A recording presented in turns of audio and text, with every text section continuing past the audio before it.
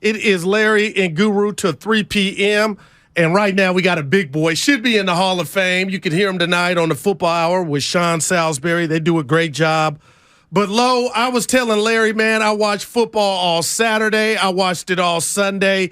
But I got to go to Saturday. I have never, ever, not even playing Madden in my video gaming days, have I seen a team come back from 33-0. I mean, Lo, what do you do in the locker room after that? I mean, do you just there shouldn't be music playing? The buffet should be turned over. Talk to us about what you saw when Minnie came back on Indy from 33. Oh, my God. I know the Niner fans, for just Niners' sake, had an opportunity to move up to number 2 spot. To watch that game and just watch it unfold, to see guys get disengaged, to lose a 33-point lead, that just doesn't happen, Guru. This is something like you saw. I was watching this saying, is this really happening?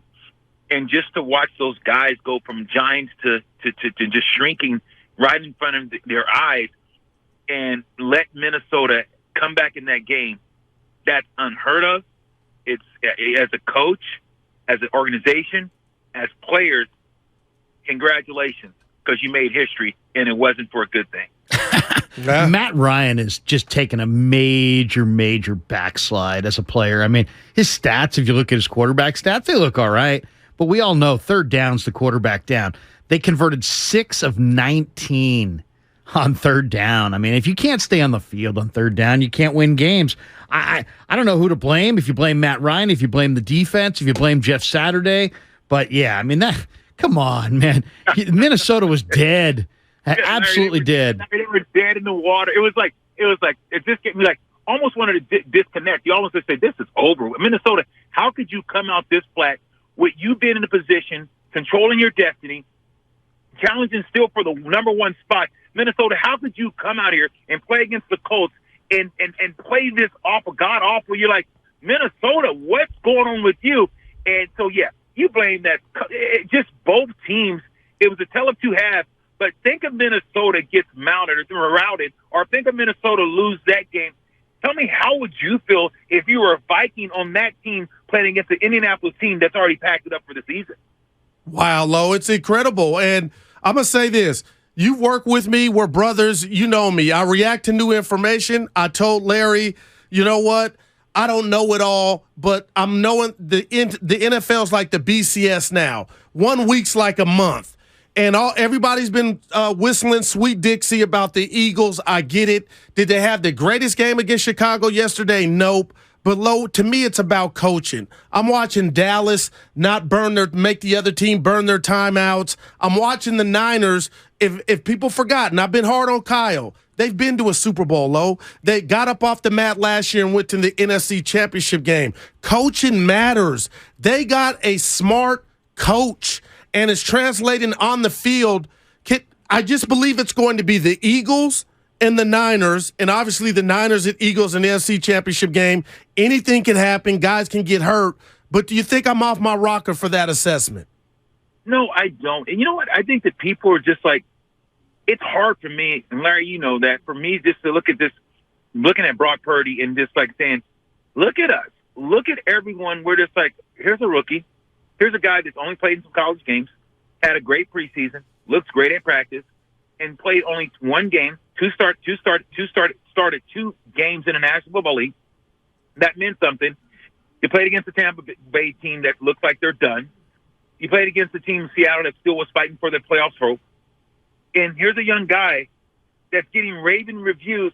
And if we said, what is the weak point of this team? How about no one saying it's the immaturity of a quarterback? Why does everyone think that this team is better off now? Now, this is interesting. Some people are saying this team is better off now than it was if they would have had, the first pick in the draft. It's better off now if they would have had, if Jimmy G was playing or Trey Lance. Some people are saying this team, they feel better with this quarterback, better than both those guys. What say you two? Well, I mean, I think it's pretty clear that it's not fair, though, Larry. I mean, Kyle Shanahan has said that Brock Purdy's the most poised rookie he's ever had. Bill Romanowski, Dante Whitner said that he thought they had a better chance to reach the Super Bowl with Purdy than with Jimmy. now Bill Romanowski, who, say what you want about Romo, he gets fired up and this and that, but I think Romo's one of the more cerebral players I've met in the last 20 years. He went on a radio show on Friday and said that Purdy's got some Joe Montana in him, and that he thinks that he's the Niners franchise quarterback for the next 15 to 20 years. So, I mean, there's the people that know a little bit more about ball than I do who seem to think that this kid's pretty good. Yeah, I'm not, and I love Bill. Bill and I spoke last week. I'm not going to crown this guy the next quarterback of the next 20 years or 15 years. And I know that, Joe Montana was small in stature, a Golden Domer in Notre Dame, and end up being one of the greatest quarterbacks, not the greatest top 2 quarterbacks of all time. I get that. I think the jury's still out. I'm not going to say that he is the franchise. I am going to say that he's smart. He can handle the pressure. He's not getting the team. He's putting the team in. He's not putting them in harm's way. He's doing the small things. He understands what's at stake. The moment's not getting too big for him, and he's not trying to go out and go be a Superman. He's giving what the defense. He's taking what the defense is giving. He's decisive with the way that where he wants to go with the ball. He's delivering it on time. He's trying not to get behind in the sticks. He's playing efficient and very effective. No, Lo, you're right. And I'll say this. To me, it just goes back to the disrespect to Jimmy Garoppolo.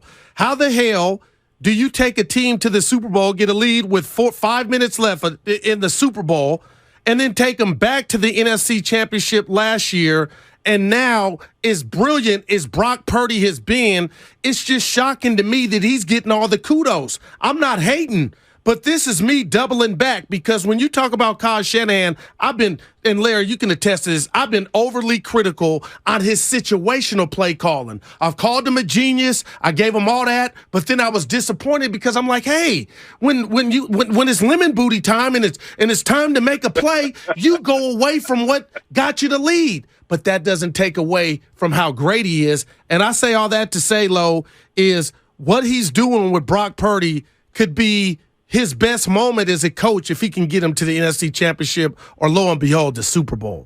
Hey, Guru, you and I were brothers from another mother. And, Guru, me and you will go at it. We'll have the tough conversations. We don't agree on a lot of things.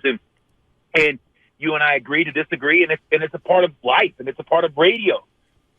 But I'm in the same church, same pew. This is Kyle Shanahan's finest hour.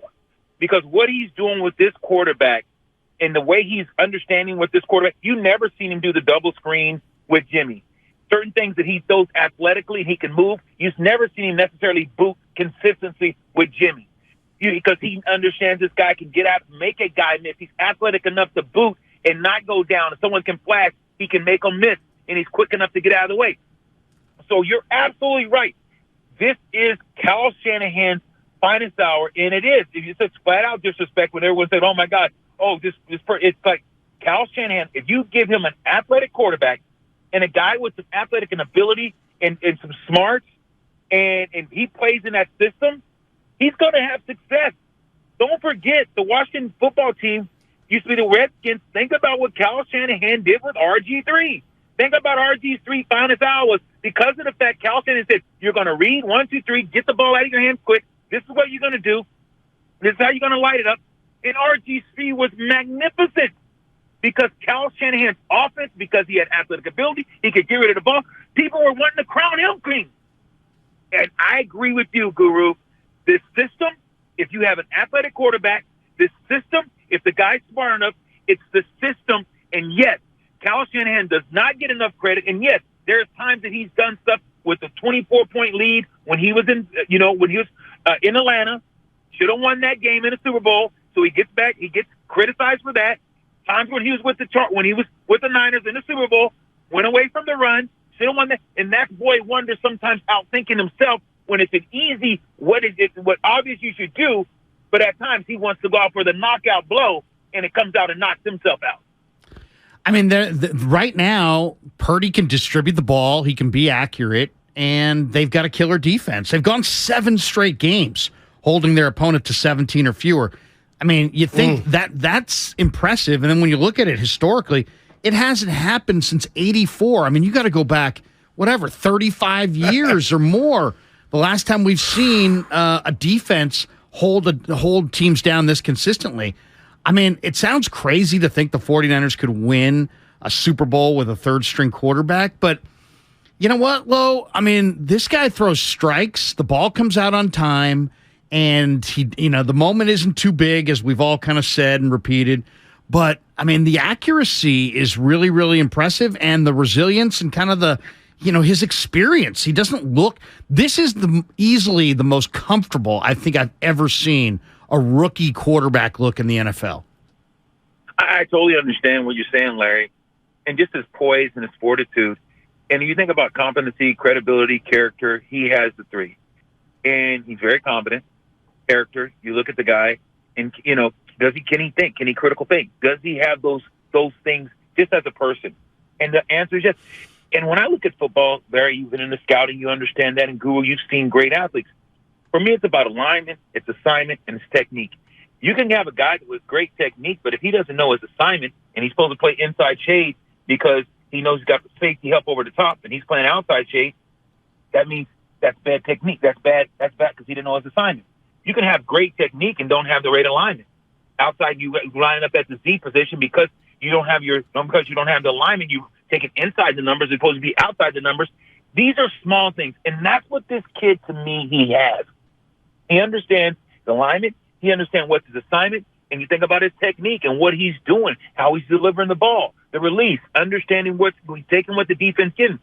He's doing those small things that sometimes veteran quarterbacks don't do. He said, I'm going to take what you're giving me. And in that play, to Kittle, when he hit Kittle on that corner route, you guys remember that play? He had Ayuk, then he went to Jennings, then he looked for the running back, McCaffrey, on the swing, and then he went 4 reads. He went through 4 progressions. Now, give the offensive line credit for making sure that they blocked and, gave him time to get the ball down the field. But I saw this guy go through 4 reads, guys, and I said, oh, boy, that is attention to details. That's a guy that knows his alignment, and he knew his assignment, and he was able to hit Kittle on that corner route, and Kittle make a guy miss, touchdown. Lo, I'll get you out of here on this one because I know we got you through the whole football season, but it's 3 weeks left. Right now, if Larry and I said, Lo, who you got in the NFC Championship game, who would you have? Yeah, I'm going to tell you right now, guys, and I don't want to be a homer, but I'm with you. I think Philadelphia, and right now, the Cowboys, I don't think they're coaching. I think Guru, you hit it early. Oh, man. The coaching ability. And I look at the Commanders. I know they, last night, tough game. You just look at football, and it's like, man, who scares you? Dallas can score, but just the inconsistency. I'm going to tell you, the Commanders, this is going to be a dogfight if they're going to get in because they match up well.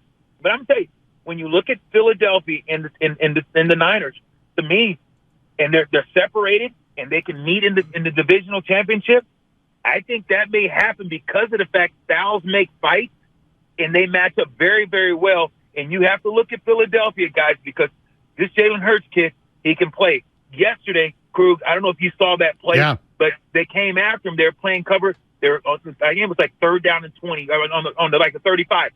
Jalen Hurts saw that they were selling out and they were playing cover 0 and they bought the safety. Remember that play? And the safety came in the A gap and he went to the A gap on the opposite side and ran a touchdown because he saw cover 0 as a pass play and it turned it into a quarterback draw because I think his ability as a quarterback, his delivery with the ball, but also his intelligence, he's a tough out, guys. He's a tough out. Wow. Well, Dallas gave up 7 yards a carry this last game, and Prescott's thrown a ton of picks, a lot of them in the red zone. So I think it's Niners-Eagles in the NFC Championship game. And I'll leave you two with this. I talked about Defensive Player of the Year, and I love Micah Parsons. His kryptonite is big offensive linemen, blobs. Bosa ain't got no kryptonite. Yeah, they can try to chip him. Parsons a bad dude, but he ain't. Bosa is like Hercules. He's getting to the quarterback. He's a problem, Lo. So I can't watch to see how this season ends up, man. Relentless. You're absolutely right. That's the difference between Bosa and Parsons. Parsons, if he's getting it, if they're giving him the business, where would he? There you He's go. got to be a front runner. You watch Bosa, he's got a motor, he's relentless. That's the difference. I think that different level that Bosa says, I'm not going to be denied. I totally agree with you. I know what you're saying, brother. We'll be listening to you tonight, and you have my address for my Christmas gift, Lo. We'll talk to you soon, buddy. Hey, no worries. Thanks for getting on Steiny about that Hall of Fame thing. Oh, no doubt. I got to tell Larry about that. I'm going to show him the video. Take it easy, Lo. Lo Neal, former NFL fullback, should be in the Hall of Fame.